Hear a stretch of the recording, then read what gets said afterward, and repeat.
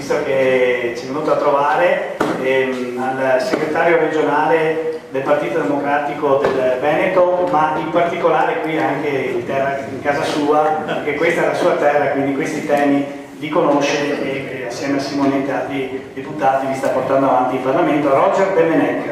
Sì, grazie, e grazie a Simonetta e a tutti quelli che hanno contribuito all'organizzazione. Beh, questo tipo di formula per me è come stare a casa, perché la mia storia politica arriva prima dalla società civile, dalle associazioni, e poi da quel grande fenomeno che oggi vede il vertice dello Stato, che sono le Leopolde, e quel modo di fare politica insieme al nostro segretario Premier Matteo Renzi. Quindi mi ci ritrovo pienamente, quindi un modo anche più informale. Devo dire che colgo con piacere questa ulteriore iniziativa e devo dire che c'è un momento di grande fermento, come è normale che sia in vista delle elezioni regionali del 2015, che come Partito Democratico abbiamo la responsabilità di saper incanalare dentro una vera proposta politica complessiva per tutte le aree del Veneto, e lo dico da bellunese. Non possiamo lasciare a casa nessuno dei nostri cittadini del Veneto, soprattutto quelli che vivono nelle zone più marginali, e non c'è solo Belluno, ovviamente adesso con la responsabilità regionale, ma c'è soprattutto Belluno. E credo che questa grande responsabilità sia soprattutto in capo a un grande partito nazionale, perché ha gli strumenti complessivi per portare a casa quelle riforme che possono dare un po' di luce e di speranza ai territori, ripeto, più marginali, più complicati, e che per il fatto che sono più complicati hanno bisogno di più autogoverno e di maggior flessibilità normativa, la definisco così.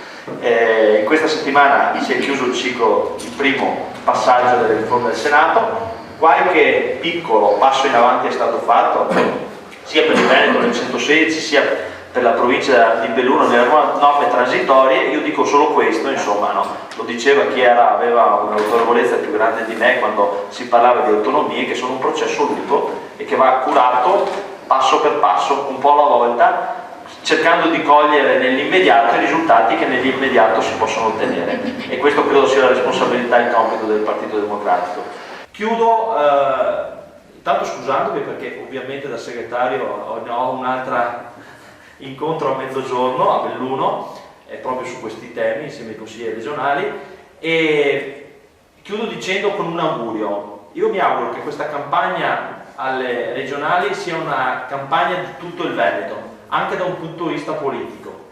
Non possiamo permetterci di fare 7 campagne elettorali per le 7 province, non possiamo permetterci di sbagliare i candidati come è stato fatto nel passato. Dobbiamo avere in sintesi una visione complessiva dei problemi del Veneto e presentarci uniti come chi ha l'ambizione di governare l'intero Veneto, e non chi ha l'intenzione o la volontà di prenderlo a pezzettini nelle singole province. So che è complicato, perché le preferenze dei consiglieri regionali sono nelle province, e lo dico, però questo è il tentativo, perché se non facciamo questo tentativo non riusciamo a mettere in campo quella piattaforma programmatica, dai trasporti alla sanità, che deve valere per tutto il Veneto e deve evitare di curare il piccolo orticello.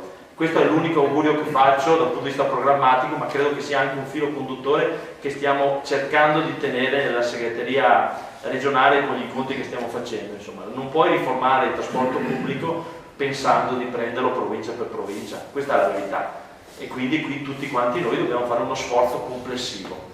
Io vi auguro un buon lavoro, e poi come segreteria ovviamente raccoglieremo le indicazioni e i suggerimenti e quello che verrà fuori dall'incontro di oggi. Grazie e buon lavoro. Grazie a Roger De Menec, ci ha portato questo saluto.